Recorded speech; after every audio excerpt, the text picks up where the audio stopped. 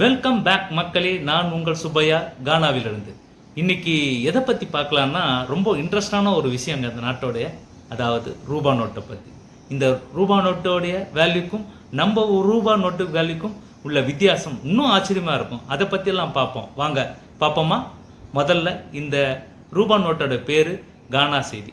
இந்த கானா சீடியை இங்கே என்ன மாதிரி புழக்கத்தில் இருக்குன்னா 200 சிடி, 100 சிடி, 50 சிடி, 20 சிடி, 10 சிடி, 5 சிடின்னு அச்சிட்டு இங்கே பணப்பழக்கத்தில் இருக்குது.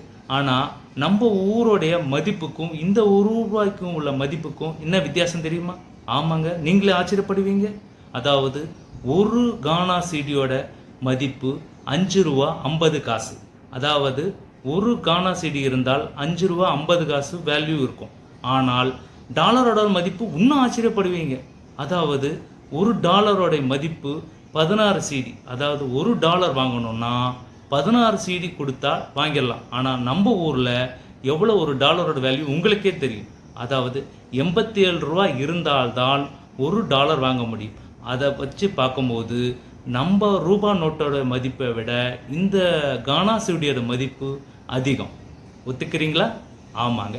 அடுத்த வீடியோக்களில் நான் இந்த நாட்டுடைய வளங்கள் பற்றியும் மற்றும் வேலை வாய்ப்புகள் பற்றியும் தொழில்களை பற்றியும் இங்கே இந்தியர்கள் என்ன மாதிரி தொழில்களில் இருக்காங்க, என்ன மாதிரி வேலையில் இங்கே இருக்காங்க, இதை பற்றியெல்லாம் உங்களுக்கு தெளிவாக சொல்லலாம் இருக்காங்க.